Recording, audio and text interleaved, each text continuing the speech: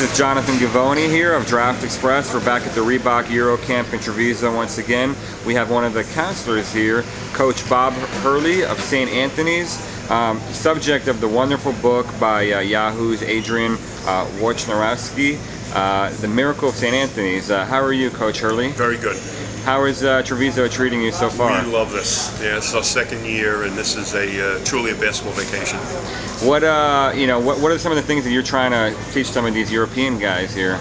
Well, I don't know that I'm teaching them so much. They're pretty polished players. Mm-hmm. I think what you're doing is you're giving them some little things and just urging them to concentrate, because you see kids with talent here. Sometimes it's just the focus, and it's an important time for them to have focus, because as they've said to them, some people are watching them all the time right now, so they need to stay on their guard.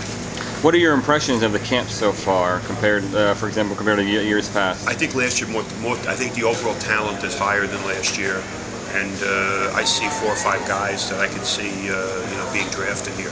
Right. Who are some of the guys that have stood out to you so far? Well, I think the one kid who, the 2 Turkish kids who worked out yesterday, certainly look like good kids in around the basket. Omer Ashik and Semi Erden Yes. for listeners. Yes. And we added, and you have to excuse me with the names here, because this is a different world for me. But, Right. I think Rudy's got a chance to. Right. Rudy's got a chance to make the league as a the push it point guard. The kid from France who's now on our team. I can't wait to see him. Batum, yes. Yeah, I can't wait to see him play, because Batum was so explosive today in the drills that I'm really excited to watch him play. And then the point guard had also joined our team now, the lefty point guard. Goran Dragic. Goran Dragic, he's going to be a terrific player. Knows how to play, crafty, he can make a shot. 6'2", so he's got decent size. And then some of the young ones are very good. There's some kids here that down the road, and even the big kid Ibaka. Yeah, Ibaka. I like him too as a kid. That's a potential, backup power forward in the NBA. Right. You've worked with a lot of American kids over the years, obviously. What have you noticed the differences between the Europeans and the Americans and what you've seen? Well, I think the thing that impresses me most here is how well the big kids shoot. We have a tendency in the United States to have a kid he could be 6'6", or 6'5", or 6'6" early in high school, and he gets locked in a post. Whereas here, I think here with the club system, the way it's taught, they teach the kids how to play. And then if you have 2 big kids, one of them can play away from the basket, one can play inside. But even the one that plays inside is not limited. You can use them at the high post. They can step out, pass, and shoot the ball. So that's something that gives I think the European game a little bit stronger than ours.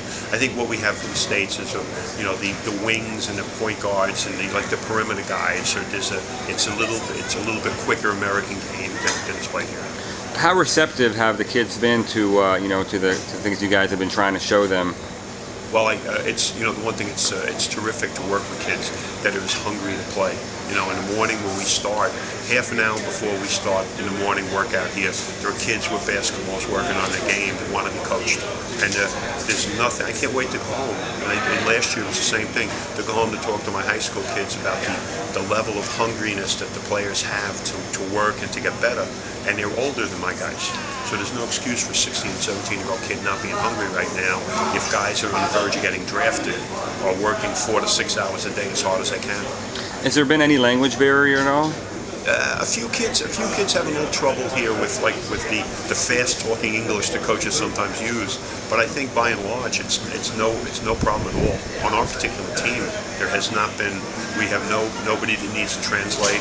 Everything is basketball terminology seems to be pretty much the same, and the kids are they're sponges. They're really trying to soak everything up. What was your impression of the lecture that Ettore Messina gave today in the afternoon?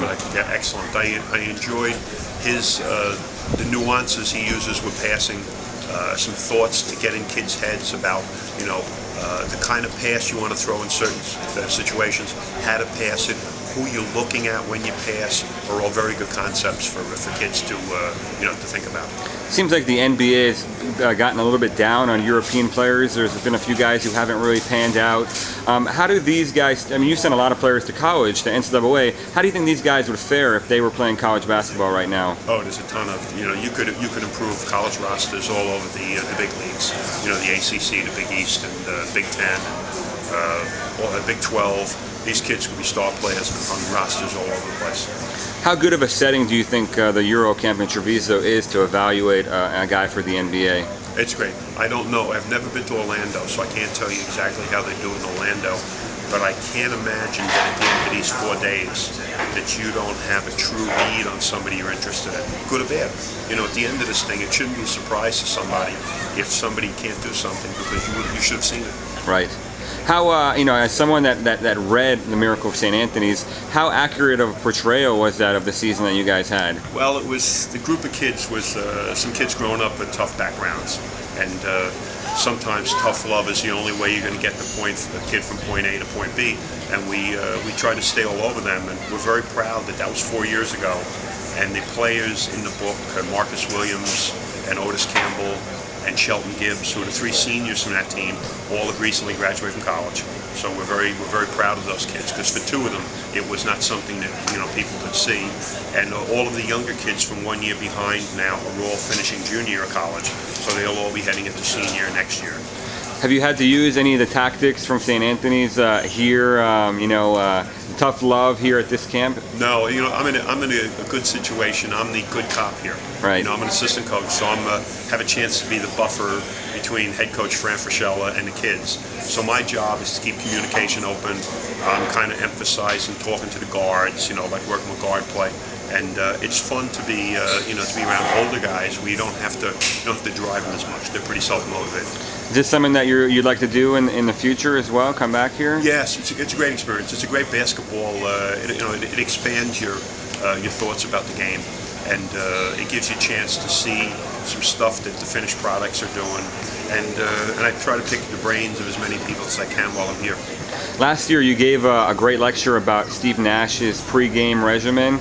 Can we look forward to something like that here? I think they may have me do something tomorrow. Yeah, okay. Because it happens when you coach in high school, you're used to giving the kids as big a skill base as you can to try to get them to expand their game. So, right. And then in my school, we do a pretty good job of developing kids. This year we had 6 kids accept Division I scholarships. You guys had probably the best high school team in basketball this year.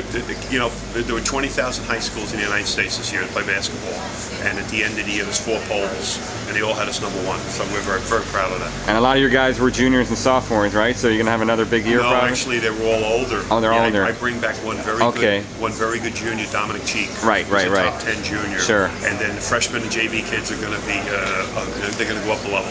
So it's gonna be a tough year, you think? No, they actually, since I've been here, they went to a team camp already and played against 4 of New York City's, metropolitan New York, New Jersey's best teams, and they went 3-1, and they lost in overtime in 1 game. Oh wow! So my assistant coach is doing a good job while I'm here, taking some notes. That's great. I want to thank you so much for your time. It's been fantastic, and we'll be catching up with you soon. Thank you, Giovanni. Thank you.